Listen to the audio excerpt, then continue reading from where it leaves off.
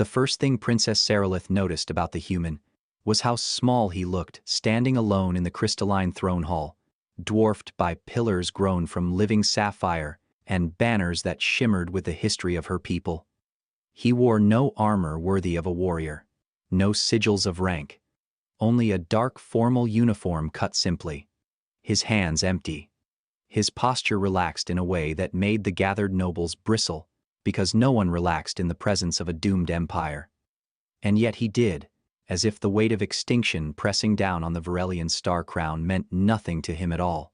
And Seralyth hated him for that before he even spoke. Outside the palace domes, the sky above Virel Prime burned with the cold light of distant engines. The Khar Dominion fleet had arrived 3 days ago, blotting out constellations that had guided her people since before their written history. Their ships were vast and angular and cruel, forged for conquest not beauty, and their ultimatum had been brief: surrender the Star Crown and submit to annexation, or watch the homeworld burn. No negotiation, no mercy. And the Virellian armada, once proud and vast, lay shattered across half a dozen systems after a single catastrophic engagement. Seralyth stood from her throne, her bioluminescent eyes fixed on the human, her voice steady despite the tremor in her chest. "You are Commander Elias Ward, representative of the Terran Union," she said, and his name sounded strange in her mouth, blunt and unmusical. "You understand why you are here?" "I do," Elias replied, his voice calm, unaccented, translated perfectly by the hall's resonance fields. "Your council requested an alliance."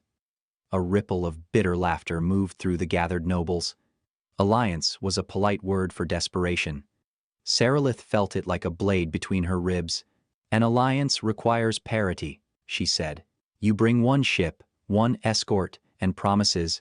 We face annihilation." Elias inclined his head slightly, acknowledging the truth without flinching. Parity isn't always measured in numbers. That earned him open scorn, and for a moment Seralyth considered dismissing him entirely. But the memory of burning colonies and silent comm channels hardened her resolve. "The Dominion will not be deterred by philosophy," she said. "They respect only power." "Then it's fortunate," Elias said, meeting her gaze at last, his eyes an unremarkable brown that nonetheless seemed to take in everything. "That power is what I'm offering." The council chamber erupted, voices overlapping in outrage and disbelief. But before Seralyth could respond, the ancient protocol lights along the chamber walls flared crimson. An external transmission forced its way through their shields. The snarling visage of a Khar Dominion warlord filled the air, his mandibles flexing in anticipation. "Princess Seralyth," the warlord hissed, "your time has expired." Silence fell, heavy and suffocating. The warlord's gaze shifted, noticing Elias, and his lipless mouth curled in amusement. "You consort with primitives now, little queen." "How charming." Seralyth straightened, every lesson of royal composure burning in her veins. "The Virellian star crown does not submit," she said. "We are not without allies." The warlord laughed, a harsh, metallic sound. "Then marry them if you must," he sneered. "Bind your bloodline to theirs and hand us the crown. Perhaps we will spare a fragment of your world as a curiosity." The transmission cut, leaving behind a chamber vibrating with fury and fear.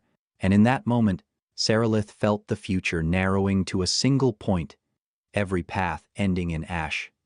Unless she did something unthinkable. Virellian law was ancient and absolute.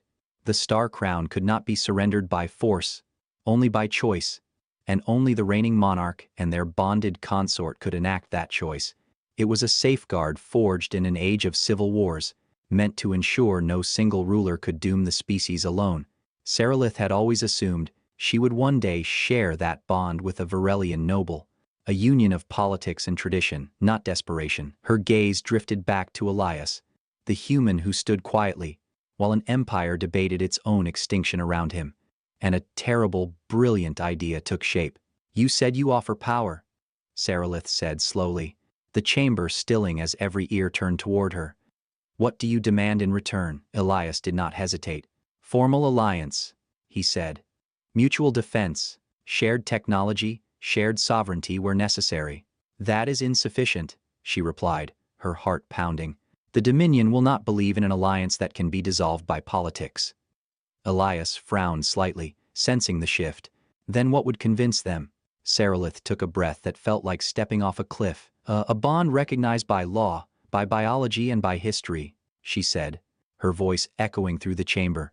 I will take a consort. The uproar was immediate, shock and outrage clashing with dawning understanding. But Elias raised a hand, a single quiet gesture that somehow cut through the chaos. Princess, he said carefully, Terran alliances do not require marriage. Virellian survival does, she replied, locking eyes with him.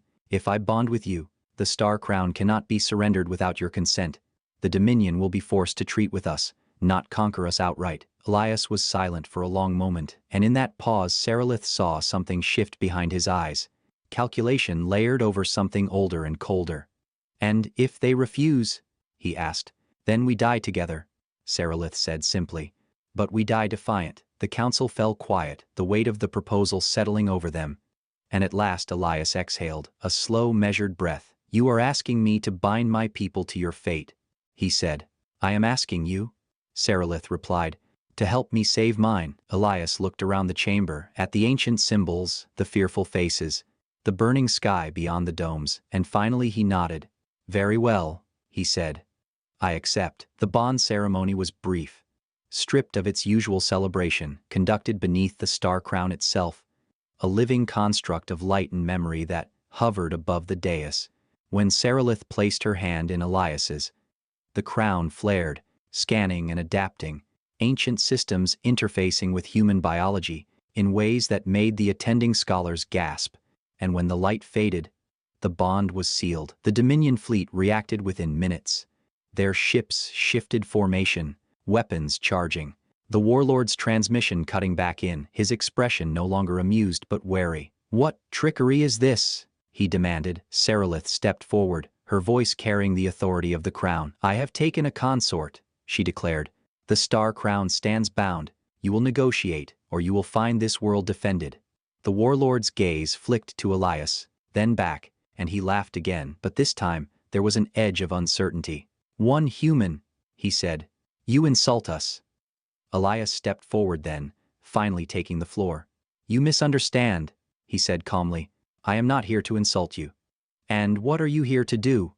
The warlord snarled. Elias's eyes hardened. I am here to make an example. Before Seralyth could ask what he meant, the palace lights dimmed, and across the system, far beyond the reach of Virellian sensors, something vast and unseen began to move, responding to a signal that had been waiting, patiently, for permission. The human had come alone.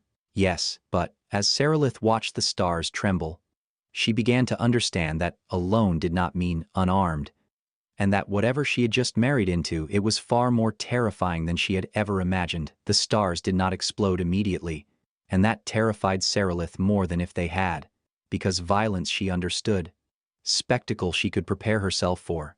But the slow tightening of silence that spread across the throne hall, as long-range sensors began to register anomalies, was something else entirely. Something patient and deliberate, the kind of danger that did not rush, because it knew time was on its side. The crown's light dimmed to a deep, thoughtful blue above her head, ancient systems whispering to one another, as data streamed in faster than any Virellian interface had ever processed before, and through it all Elias stood beside her, one hand still loosely linked with hers, his pulse steady, as if the universe itself had just taken a breath, and he had been expecting it. What did you do? One of the admirals whispered, his frills fluttering with barely contained panic, and Seralyth realized he was not speaking to her. Elias tilted his head slightly, listening to something none of them could hear. I authorized escalation, he said, his tone conversational. You asked for power that couldn't be dismissed as political theater.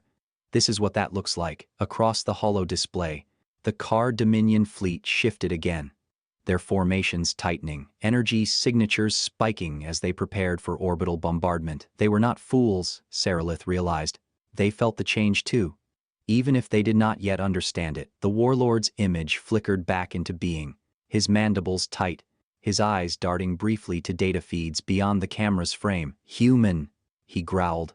Call off whatever deception this is, or we will begin sterilization. Elias stepped closer to the projection, his posture still infuriatingly relaxed. You won't, he said, not as a threat but as a statement of fact.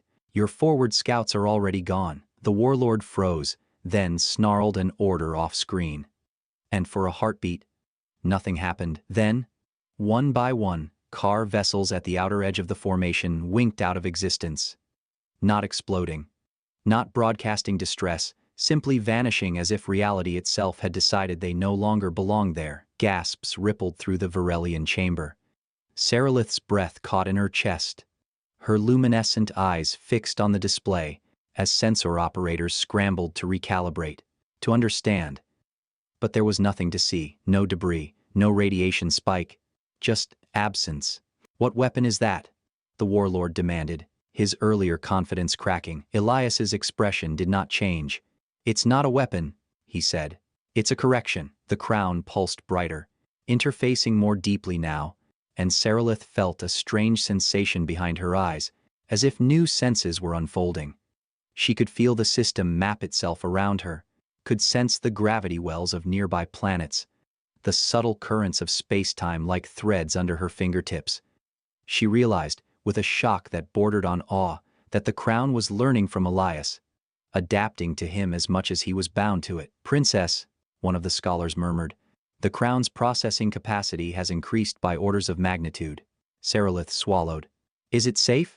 She asked, though she was no longer sure what safe meant. Elias glanced at her, and for the first time since their bond had been sealed, she saw something like concern flicker across his face. It will be, he said. The crown is resilient, and humans are very good at stress testing ancient systems. That did not reassure her as much as he probably intended. The warlord roared in fury, issuing commands, and the Dominion fleet responded with brute force. Beams of coherent energy lanced toward Virel Prime, weapons capable of cracking continents, and Seralyth felt the old, instinctive terror surge through her. But before she could speak, the beams bent, curved gently away from the planet, as if guided by an invisible hand, spiraling off into empty space where they dissipated harmlessly. Gravitational lensing, Elias said softly, more to himself than anyone else. Good. The field generators are synced. You're manipulating space-time, one of the admirals breathed, disbelief heavy in his voice. Elias shrugged slightly. We prefer to think of it as persuading it. The Khar fleet began to fragment, some ships attempting to retreat, others firing wildly. But it made no difference. The invisible presence Elias had called forth moved through them with terrifying precision. Vessels disappearing, drives failing, crews rendered unconscious by localized distortions that left the ships intact but helpless. Seralyth watched an entire carrier group go dark, their lights extinguished in unison, and felt a shiver run through her. This was not warfare as she knew it. There was no honor, no exchange of blows, just absolute control. The warlord's image reappeared, his voice hoarse. What are you? He demanded, fear finally naked. Elias met his gaze. Human, he said again, and this is why your dominion never expanded into our territory. The transmission cut abruptly, and for a long moment, no one spoke. Outside, the sky began to clear, the oppressive glow of enemy engines fading as disabled ships drifted or vanished.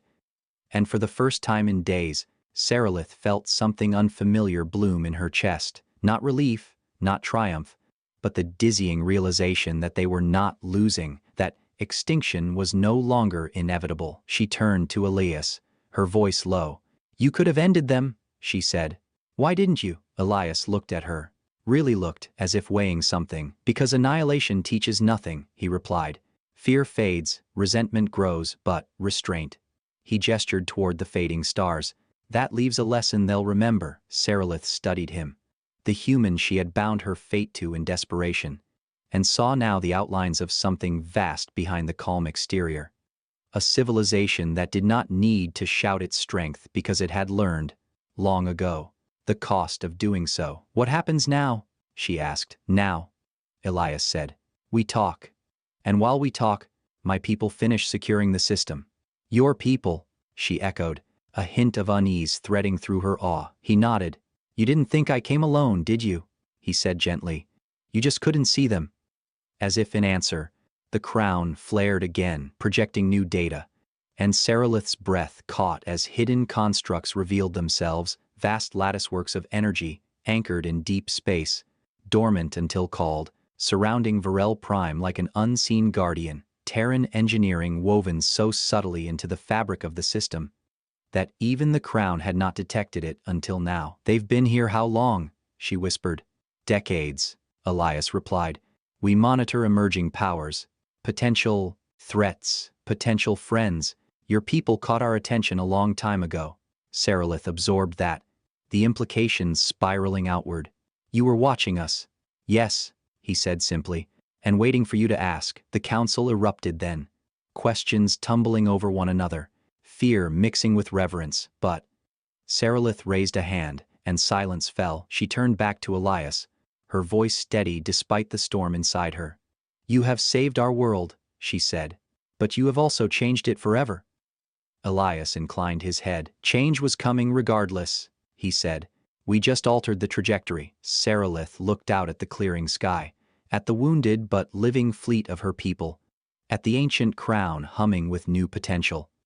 And she understood that the marriage she had entered into as a shield had become something far larger, an opening into a future she could barely comprehend. Somewhere out there, the Dominion would be regrouping, nursing its shock, and somewhere beyond even that, humanity's full attention was now turning toward the Virellian star crown. And for the first time since the invasion began, Seralyth wondered whether saving her people had been the easy part, and whether learning to live alongside the humans she had just allied with and married would prove to be the greater challenge of all. The negotiations began in orbit not because Seralyth wished to display dominance, but because Elias insisted that space itself mattered to what came next.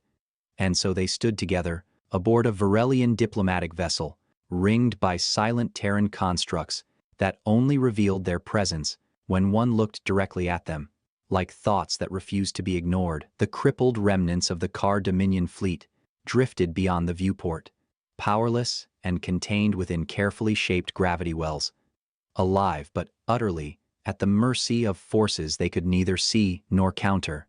And for the first time in Virellian history, it was not her people who sat at the table fearing extermination. The Dominion envoys arrived under escort, their once proud armor scorched, their movements stiff with a mix of injury and humiliation. And when the warlord entered, his mandibles no longer flared in arrogance, but in something closer to caution. He did not look at Seralyth at first, his gaze fixed instead on Elias, as if trying to reconcile the quiet human before him with the impossible defeat he had just suffered. "You used forbidden forces," the warlord accused, his voice rough. "Weapons beyond treaty, beyond honor." Elias folded his hands behind his back, posture relaxed. "There are no treaties between us," he said.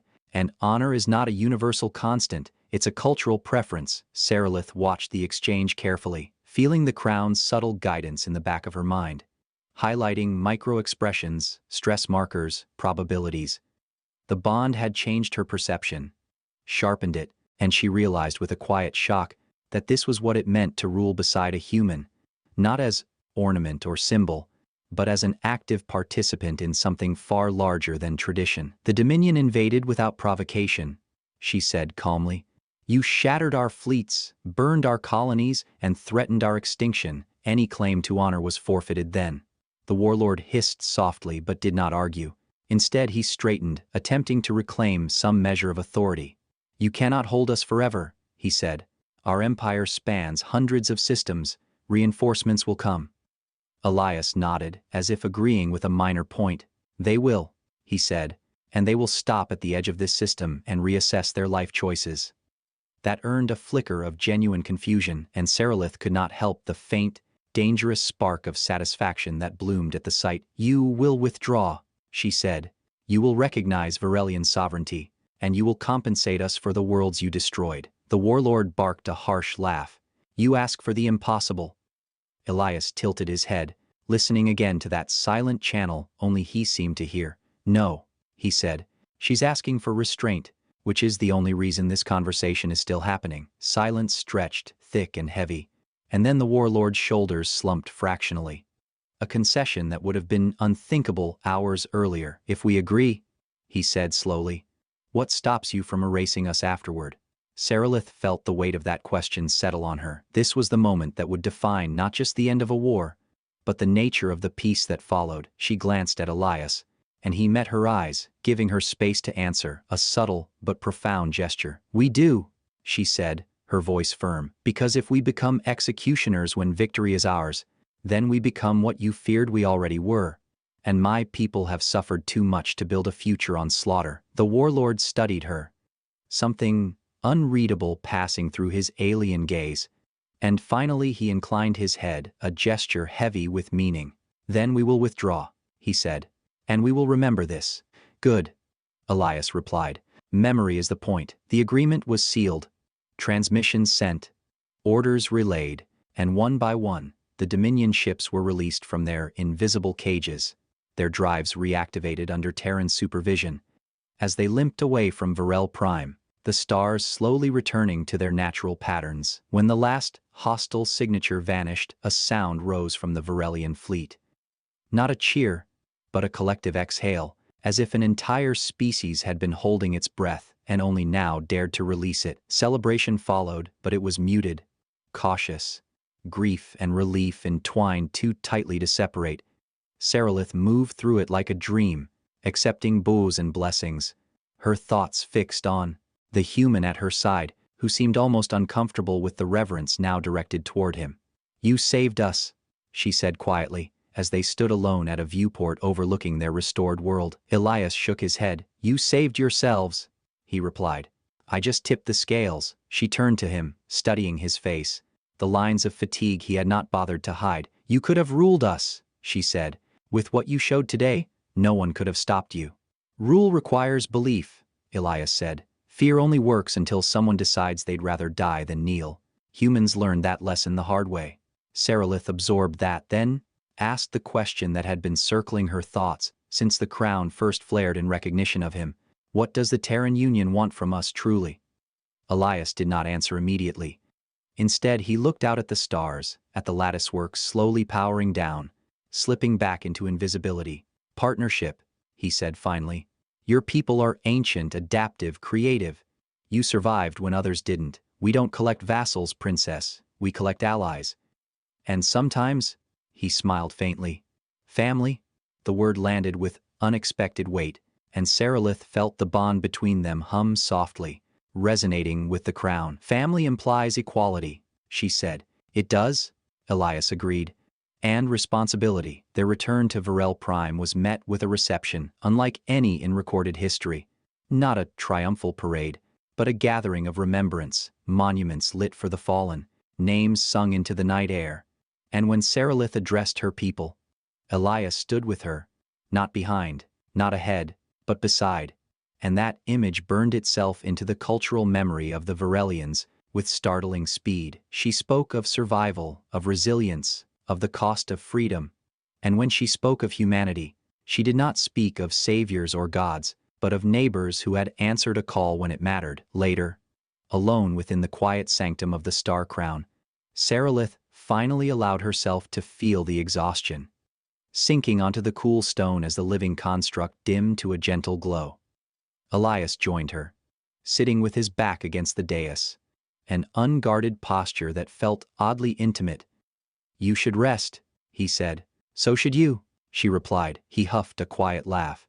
"Humans are bad at that." They sat in companionable silence for a while, the crown's soft light washing over them, and then Seralyth spoke, her voice softer, more vulnerable than it had been since this began. "I married you to save my people," she said. "I did not ask what it would mean for either of us beyond that." Elias turned his head, meeting her gaze. "And now you're asking?" "Yes," she said simply. He considered her for a long moment, then answered honestly. "It means we figure it out," he said. "Together? No scripts, no illusions, just two people carrying the weight of entire civilizations trying not to break under it." Seralyth felt a strange warmth spread through her chest, not the blazing intensity of victory, but something steadier, more enduring. "That sounds," she said slowly, "terrifying." Elias smiled, genuinely this time. "Welcome to being human adjacent." Beyond the sanctum walls, the galaxy continued to turn. Empires watched and whispered, recalculating their understanding of power.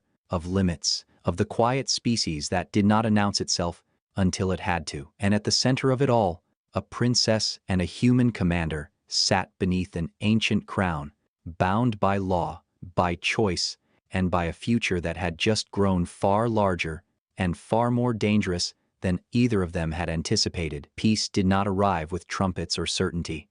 It arrived with questions, with ambassadors crowding the edges of Virellian space, with long-range sensors lighting up as distant powers adjusted their patrol routes, recalculated threat matrices, and quietly rewrote doctrines that had stood unchallenged for centuries. Seralyth felt it in the crown. A constant low hum of attention, not hostile yet, but intensely curious. The galaxy had noticed, and notice was rarely benign. Humanity's shadow now lay across her people's future, and while it had shielded them from extinction, it also drew eyes that had never cared about Virel Prime before. The first fractures appeared within her own court. They were subtle at first, whispers among elders, glances exchanged during council sessions, questions framed as concern but sharpened by fear. Had she traded one conqueror for another? Was the crown still truly Virellian? Or had it become something hybrid? Something shared? Seralyth understood those fears more than she admitted publicly. She felt the crown's new pathways, the way Terran logic coiled alongside ancient instinct. Faster, colder in places, terrifyingly efficient, and she could not deny that the system responded to Elias as readily as it did to her. Sometimes more so. "You're thinking too loudly," Elias said one evening, as they stood on a balcony overlooking the bioluminescent forests below the capital, the air warm and fragrant, alive with winged lights. She glanced at him, surprised. "I didn't realize humans could sense crown feedback." "We can't," he replied, "but we're very good at reading stress patterns, and you've been running worst-case scenarios for 3 hours." Seralyth exhaled slowly, her shoulders sagging just a fraction. "They think I've surrendered our independence," she said, "that I bound us to a species whose power eclipses our own." Elias leaned against the railing, gazing out over the living city. "You did bind us," he said honestly, "but not as subjects and not as dependents." "They don't see that," she replied. "They will," he said. "Or they won't, but leadership isn't about universal comfort. It's about survival with dignity." That word, dignity, lingered between them. Seralyth nodded slowly. "The Dominion withdrew, but they are not finished," she said. "Their scouts test our borders daily.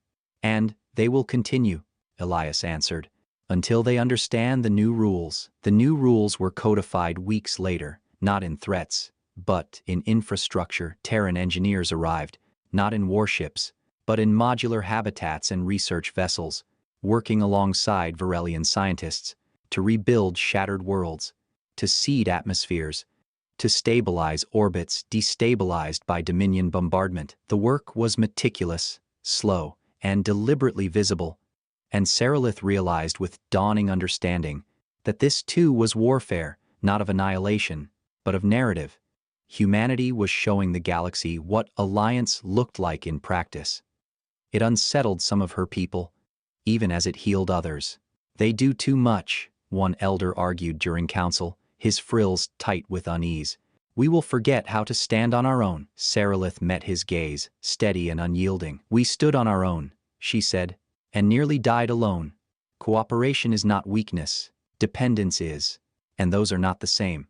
The elder fell silent, but the tension remained, and that tension reached a breaking point when the crown issued its first autonomous alert. Seralyth felt it before the alarm sounded, a sharp spike of awareness that snapped her out of sleep. The bond flaring as Elias stirred beside her, instantly awake, instantly focused. "Incursion," he said, already moving. "Not Dominion." The war room lit up as they entered, projections snapping into place. A fleet had emerged from folded space at the system's edge, sleek, unfamiliar, running signatures that made Terran analysts go very still. "That's not a raid," one of them murmured. "That's a probe." "By who?" Seralyth demanded. Elias's jaw tightened. "Someone older than the Dominion," he said, "and far more careful." The fleet did not advance, did not threaten, it simply observed, broadcasting a single repeating signal, an invitation to communicate. Against the objections of half her council, Seralyth agreed to receive it, and the being that appeared on the hollow was neither monstrous nor grand, but precise, its form symmetrical, its voice layered with harmonics that suggested immense processing capacity. "We acknowledge the alteration of balance," it said. "The presence of Terran influence in this sector represents a deviation." "A deviation from what?" Seralyth asked. "From expectation," the entity replied. "Humanity's expansion curve does not align with projected timelines." Elias stepped forward, his expression neutral. "You're saying we surprised you?" "Yes," the entity said. "Surprises are inefficient." Seralyth felt a chill. "And what do inefficient surprises do?" she asked. "They are evaluated," the entity answered, "sometimes corrected." The word correction echoed ominously, and Seralyth saw Elias's hand curl slowly into a fist, not in fear, but in something colder. "You're trespassing," he said. "State your intent." "To observe," the entity replied, "and to assess whether your continued existence destabilizes larger systems." Silence fell.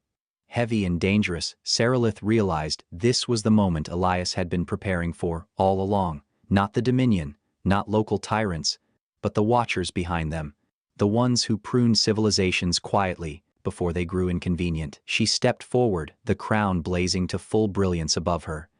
Ancient and newly sharpened. "We exist," she said. "We adapt, we cooperate, and we endure. If that destabilizes your models, then your models are flawed." The entity regarded her, data streaming visibly across its form. "Assertion noted," it said. "Human influence complicates outcome predictions." "That's kind of our thing," Elias said flatly. For the first time, the entity hesitated, a fractional pause that nonetheless sent a ripple of unease through the observers.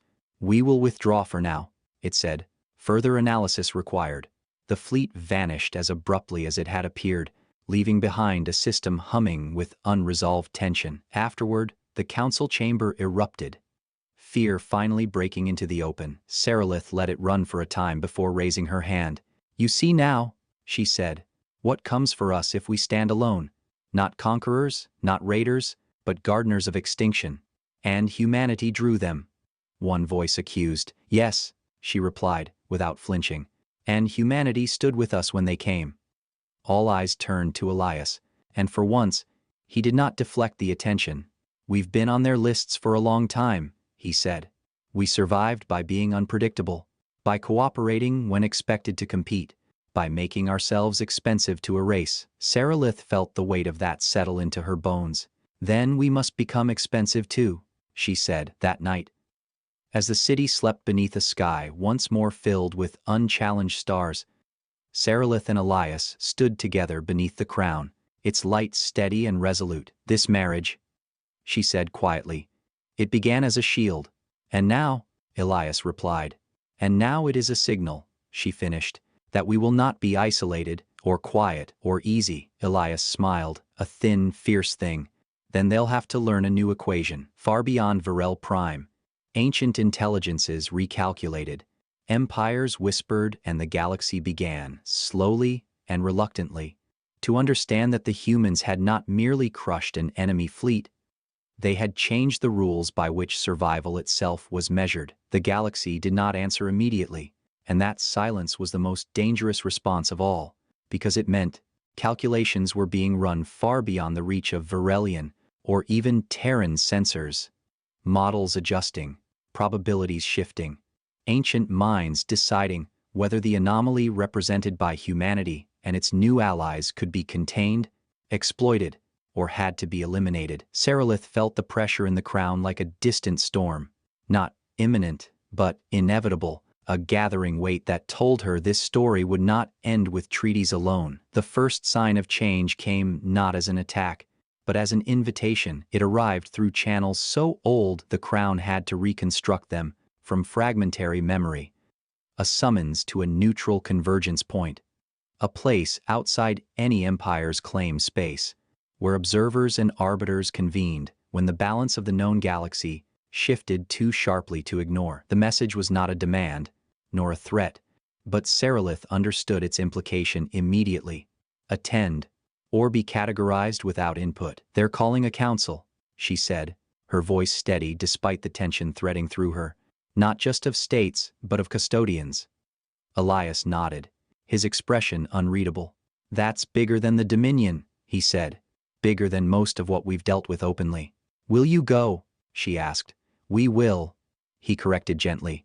Together, the journey to the convergence took them beyond familiar stars, through regions where space-time itself felt thinner, more observed, the crown humming softly as it interfaced with constructs so ancient, their design philosophies bordered on alien even to Elias. When they arrived, Seralyth felt very small. The convergence was not a station, not a planet, but a vast, self-sustaining structure grown from mathematics and intent, its surfaces alive with shifting patterns that represented entire civilizations in abstracted form. They were not alone. Delegations from dozens of species were present, some corporeal, some projected, some existing only as fields of probability, all of them watching as Seralyth and Elias took their place. The quiet murmur of recalibration rippling outward at the sight of a bonded ruler and a human commander standing as equals, the same precise entity that had probed Virel Prime manifested at the center of the convergence, its voice carrying without volume. The anomaly has arrived, it intoned. Proceed with assessment. Seralyth felt the crown flare, but she did not shrink. She stepped forward, her voice clear. We are not an anomaly, she said. We are a consequence of neglect, of predation, of systems that allowed empires to be erased quietly. A ripple moved through the assembly. Elias remained silent, deliberately so, and she understood why. This was her moment, not his. The galaxy expected a human hammer, and instead it was receiving a Virellian voice sharpened by alliance. You observe, you prune, you correct, she continued, but you do not intervene to protect. You let civilizations burn to preserve balance. That is not balance, it is convenience. The entity processed, its form shifting subtly. Intervention creates instability, it replied. Unchecked growth leads to collapse. Then teach, Seralyth countered. Guide, restrain where necessary, but do not erase. Humanity showed us another path. One where strength does not require extermination. At that, Elias finally spoke, his tone calm but resonant. We are not asking to dismantle your system, he said. We are asking you to update it. The convergence fell silent, a silence heavy with the weight of ages. Data streamed, probabilities recalculated, and Seralyth felt the crown working at full capacity. Not to dominate, but to translate, to bridge conceptual gaps that had allowed these custodians to see species as variables instead of lives. She realized then that this was the true legacy of her marriage, not the fleet crushed, not the shields raised, but this. A union capable of speaking across the deepest divides of perspective. One by one, responses came, not unanimous, not immediate acceptance, but something far rarer. Reconsideration. The anomaly demonstrates cooperative resilience, one presence admitted. Predictive models require revision, another conceded. Containment may provoke greater instability, a third observed. The central entity paused longer this time, then spoke. Humanity's survival strategy deviates from established norms, it said. Its alliances amplify that deviation. Good, Elias replied, without bravado. Norms built on extinction deserve deviation. Seralyth felt a surge of fierce pride, not just in him, but in what they represented together. She stepped closer, their shoulders nearly touching, a small gesture that carried enormous symbolic weight, in a place where symbolism was everything. We will not be hidden, she said, nor will we be reckless. We will build, we will defend, and we will remember who stood with us and who stood aside. The convergence did not erupt into applause or outrage. It simply adjusted, its patterns shifting to accommodate new parameters. Assessment concluded, the entity finally said. Humanity and its allied polities will not be corrected at this time. At this time, the phrase echoed ominously, but Seralyth did not flinch. Then we will use the time you grant wisely, she said. The return journey felt lighter, as if the stars themselves had eased their scrutiny just a fraction when Virel Prime came back into view. Seralyth felt a deep, grounding sense of belonging, not just to her world, but to a broader, messier, more dangerous galaxy that she now faced with open eyes. The people greeted them not as distant rulers, but as symbols of something new. Children wearing mixed Terran and Virellian colors, artisans already weaving human motifs into ancient designs, the future taking shape in small, stubborn ways. Later, beneath the star crown, Seralyth and Elias stood alone once more, the living construct glowing with a harmony that felt earned rather than imposed. "They didn't bless us," Seralyth said softly.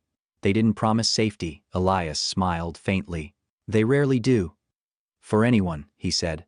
"What they did was acknowledge us.